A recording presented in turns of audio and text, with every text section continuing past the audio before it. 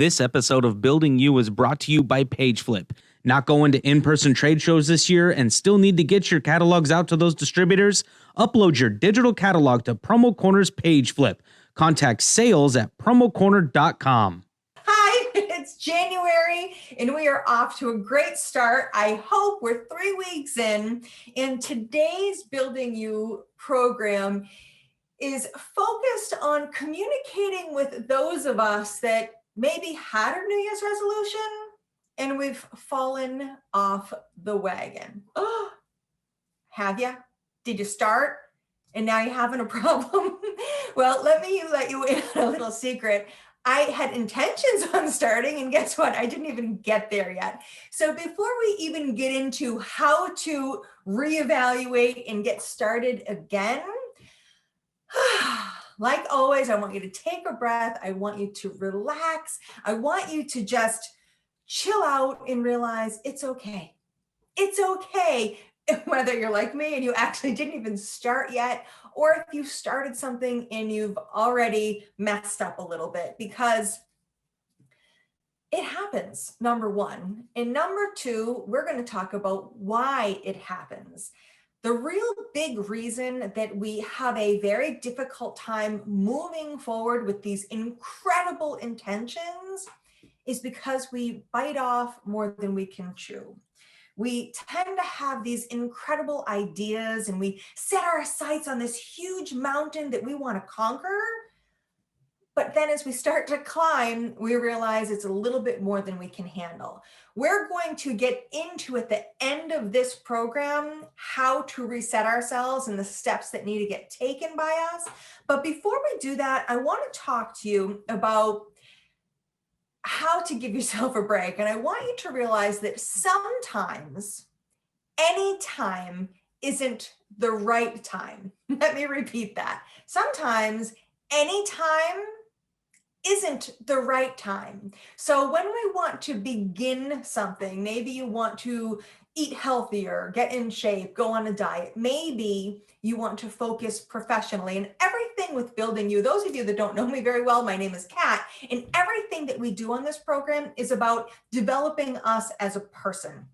Because if we are a more fulfilled person, better, stronger, smarter, wiser, we're going to be able to be more of a person to our loved ones and professionally. So everything that we talk about should transcend the personal and the professional. So whether it be that you wanted to help yourself personally or professionally make a stride, have you ever realized that when you set those goals, sometimes it doesn't happen? I'm going to take something personal and talk about a diet. Now, if you're a woman of my age, there's been a time in your life that you've wanted to go on a diet. And it's really easy to say, I'm going to go on that diet on Monday. I'm going to start eating healthier on Monday. I'm going to do this on this landmark time that we've put out there, but it doesn't happen.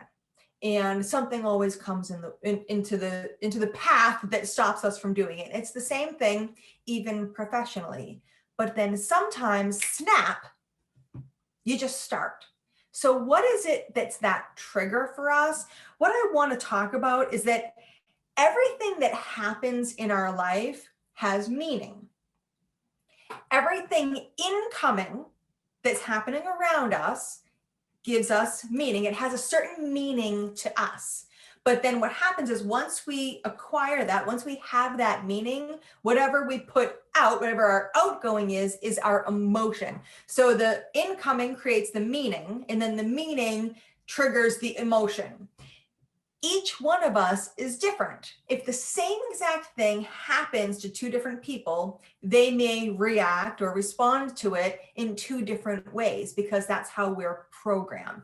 I've talked on past videos about Bruce Lipton. Bruce Lipton is I think he's a psychotherapist, and he states that 95% of everything that we do, our personality, our behaviors, is based on what we've learned in that beginning stage of our life, in that very impressionable part of our life. And that if we want to make changes 5% of our personality is what we have control over, and we have to really focus on changing our habits and our behaviors.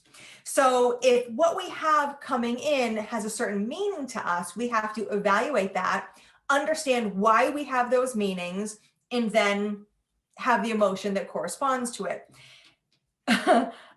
For example, do you know anybody that they say, well, I never have any money. I can't do anything. I don't have any money. I can't do this. I can't go out. I don't want to take that trip. I don't want to play with you in a certain way because I can't afford it. But then all of a sudden they have a brand new Mercedes. We don't even know what we can do until something in our path is what triggers an emotion for us. Now, this is very important because you might not even know what's going to trigger something for you because it might be buried under a bunch of baggage, right? If you have a lot of things going on in your life, let's take that diet, for example. I want to go on a diet. I'm not very happy with how I am right now, but I can't seem to start. Perhaps during your life, you have house stress, you have professional stress, your kids are driving you crazy. There's a lot that's emotionally got you kind of focused elsewhere. So you're having a really hard time focusing on you, focusing on what's right for you. But then as those exterior, the cloudiness fades away, once you manage the house, once the kids get in line, once you can manage certain things, you can see that light, like a beam of light coming out of the sky. And now you have the ability to focus on you. We don't even know sometimes what we want until the fog is cleared away and it hits us, because we as people have time, we have money, and we have ability to do anything that we really want to do. So it's about focus. So what I want you to do is ask yourself a question. And the best way to move forward with any goal, with any stride that you want to take going forward, is to ask yourself a simple question. The simple question is, what are you focusing on? We've talked in other videos about confirmation bias. Confirmation bias is the idea of, have you ever gotten a new car? Of course you have. When you get that new car, don't you notice that every car on the street happens to be that same car? It's always been there, but what happens is because now you're thinking about something, you've put it in the prefrontal lobe of your brain, it's there. And if you've ever heard the expression, the law of attraction, what we think about is drawn to us. This is actually, if you've ever read the book, The Secret, it's the same idea. It's confirmation bias.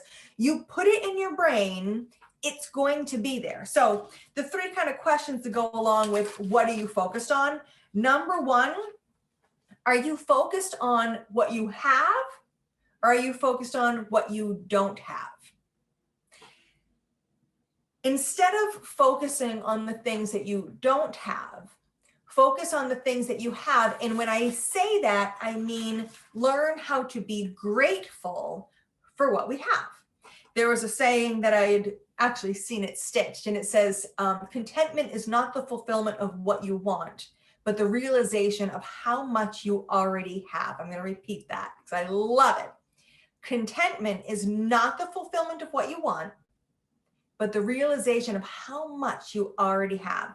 Now, gratitude has been proven medically and socially to benefit us in so many ways. It helps to make us happier, we're more fulfilled, it lowers our stress and the cortisol in our belly, you become more optimistic, we learn how to help ourselves even with the health and circulation that we have. So gratitude is linked to so many positive things that if we can learn how to be grateful for what we do have, focus on the things that we have in our life and that we're able to do, it's going to attract that positivity into our lives. So that's the first way to kind of put into effect that law of attraction, and certainly to be focused on the right things. The next part of that is patience. How patient are you? I was not born with the patient bone in my body. So it's been a real focus for me to incorporate that. Now, in this world of instant gratification, I'm on my phone recording a video that you are getting live across the nation, and that's amazing.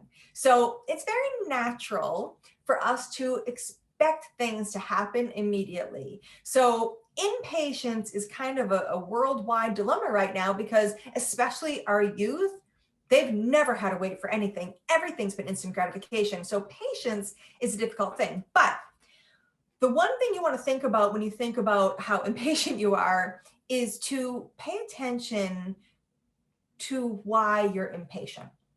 And impatience is really just the need to rush to do something. So maybe we're impatient with your love life. Maybe you're impatient with a job that you're going after. You're not hearing soon enough on what you want to hear. Maybe you're impatient with your children or your loved ones. What you need to do is stop,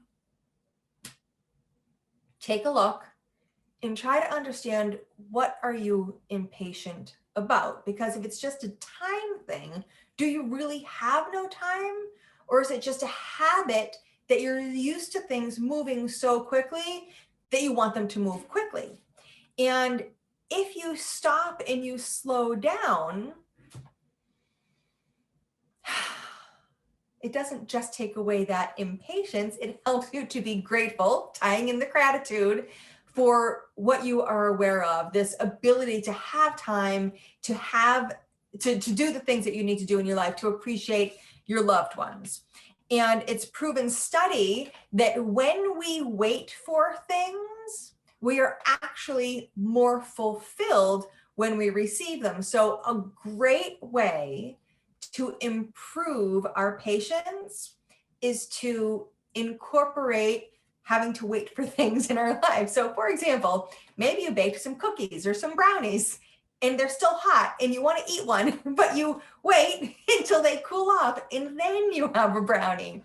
Or if you're in the dating scene, don't kiss on the first date, wait till the third date. And then you build that incredible momentum so that when you get that kiss, it's so much sweeter. So it is important that we slow down, force ourselves to be patient, incorporate it into our lives so that we can learn to be more patient when we have to be.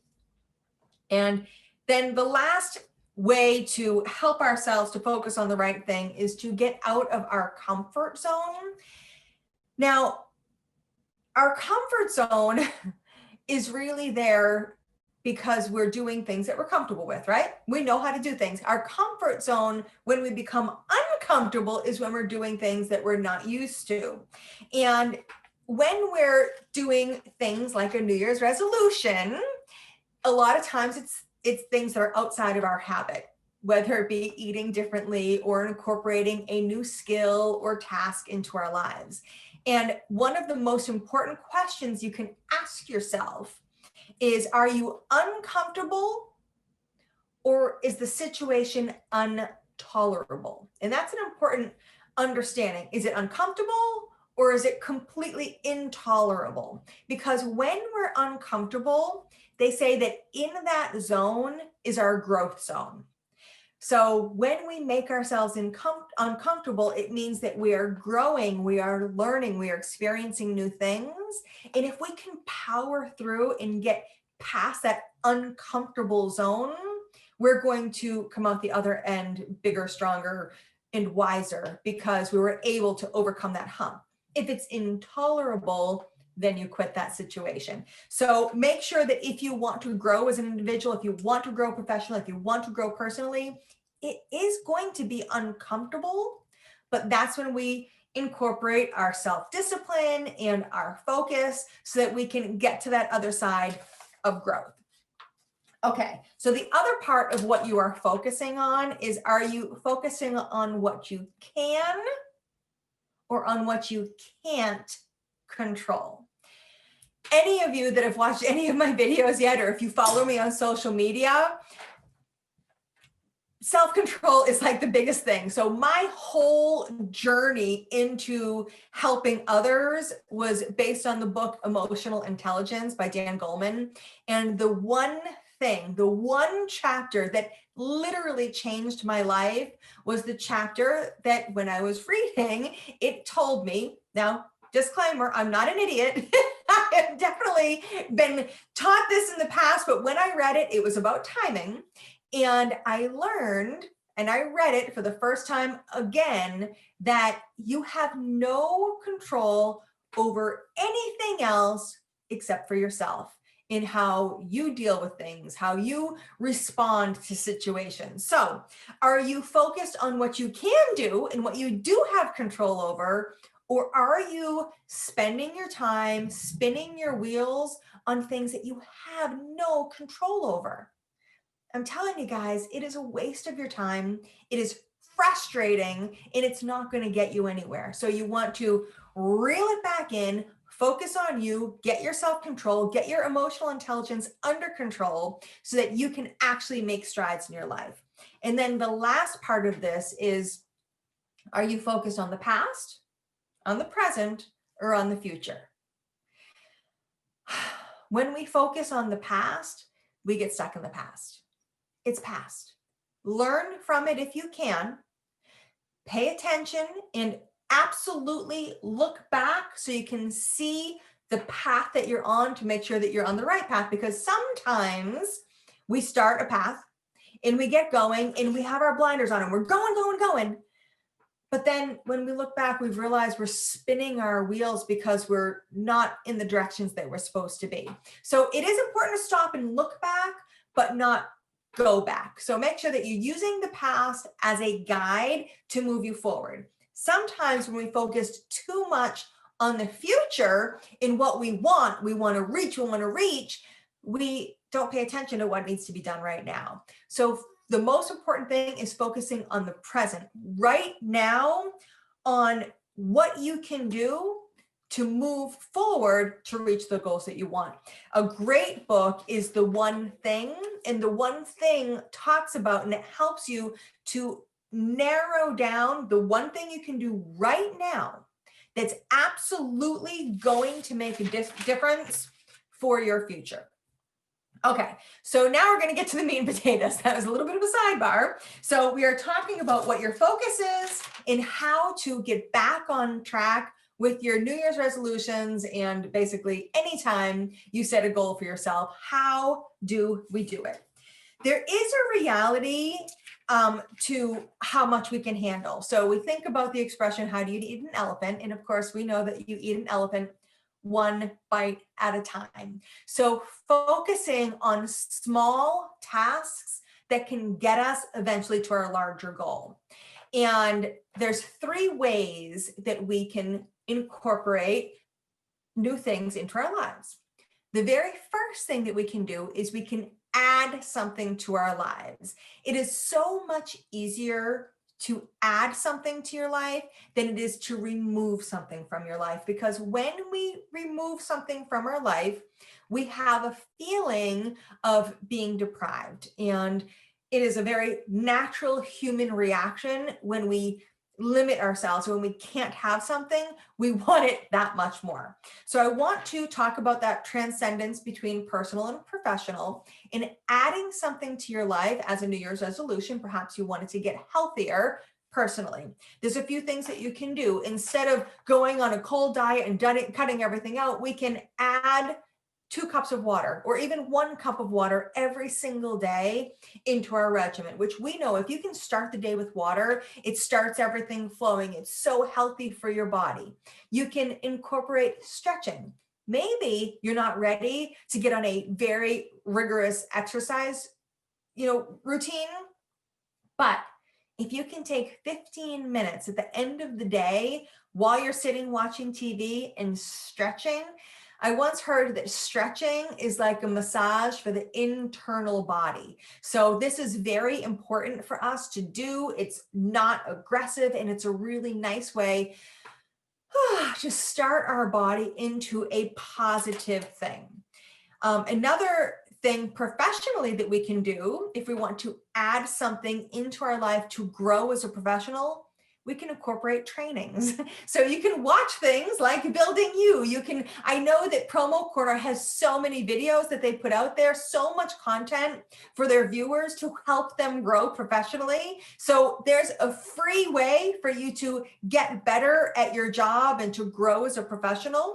You can do research yourself. I mean, the internet is amazing. And of course, you can simply add positivity into your life, professionally and personally, by being gratuitous, by having positivity. When work situations come up, instead of complaining about them, come up with solutions, come up with positive ways to help a situation, which is only going to give you an awareness of what's important and how to grow as a professional. So the very first thing that we do and how we get back on track, not biting off too much or more than we can chew, is simply by adding something into our lives as a positive. I'm going to ask you, if you're going to take this challenge and do this, to do it for 30 days. 30 days develops a habit.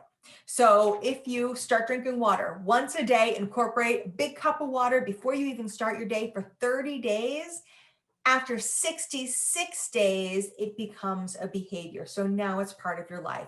Remember, Bruce Lipton, those behaviors, the things that we do, 95% of our personality is based on behaviors that were created when we were young. So of course, to incorporate new behaviors or to break bad habits, we have to commit in discipline for a certain amount of time. 30 days for a habit, 66 days for behavior. Okay, the second thing that we do is now it's time to remove something. So it's easier to add. So the first thing we're going to do is add. The second way that we make changes in our lives is that we remove something. So now our habits are formed. So those are going to keep going. We're going to incorporate professionally. How do we remove things? What are we going to remove? Now, this is much more emotional. Number one, you're going to remove your limiting mindset.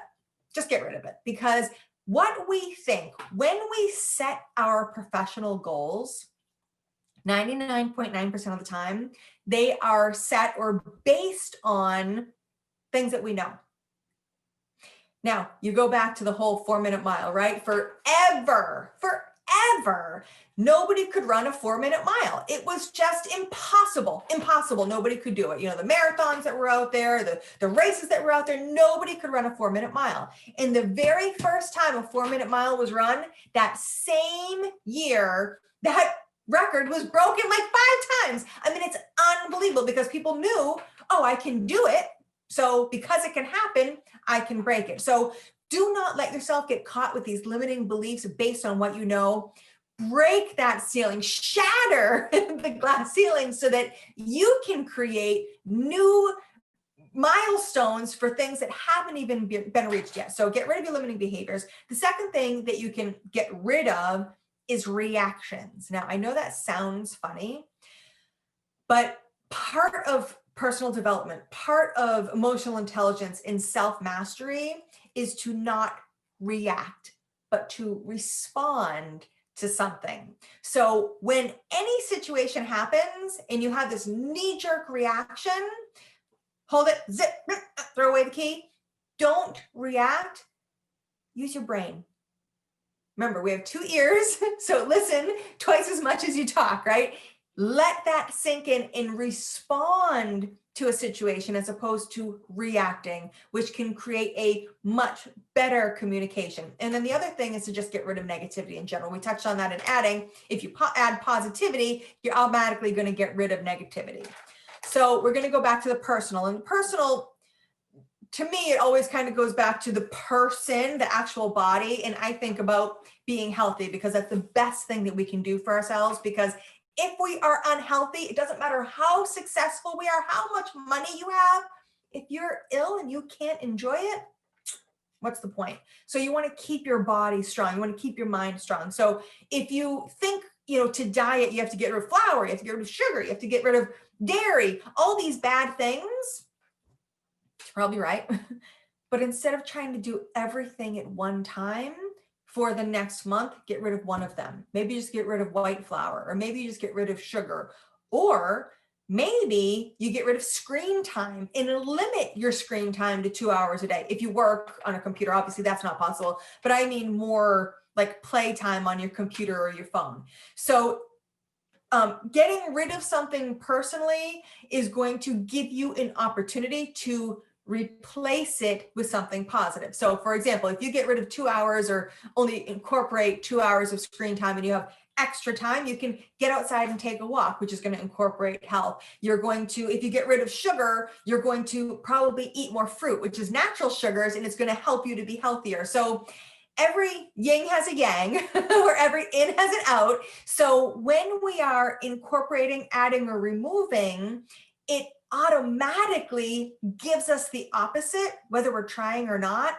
to reach a more successful outcome.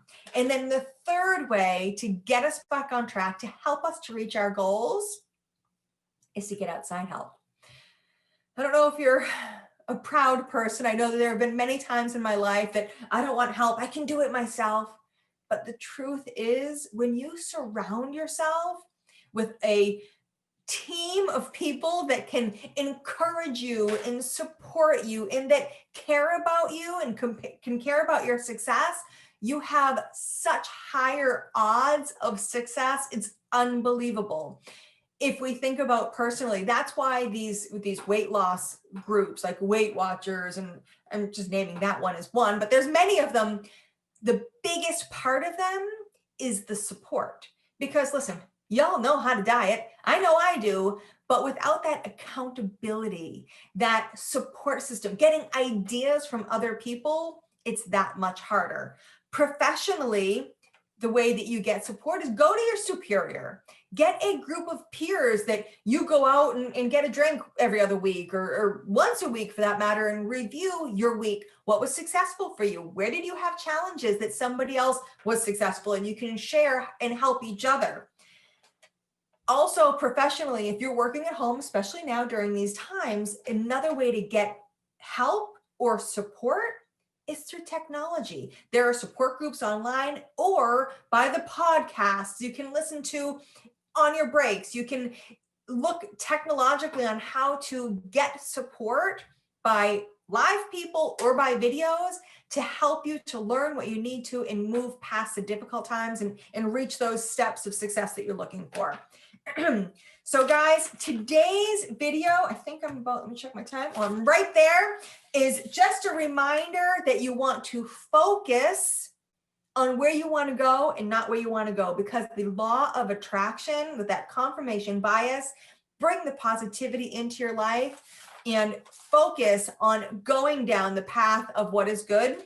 And then the 3 ways to get back on track and to focus on any goals that you have, whether it be a New Year's resolution that you're just starting, like me, or that if you started and fallen off the wagon, add something first, take away something second, and get support to be most successful. So that's all I've got today. I hope you guys got something out of this video. And of course, I'd love for you to follow me on social media because I do little videos at least on a weekly basis, and I'd love to see you there.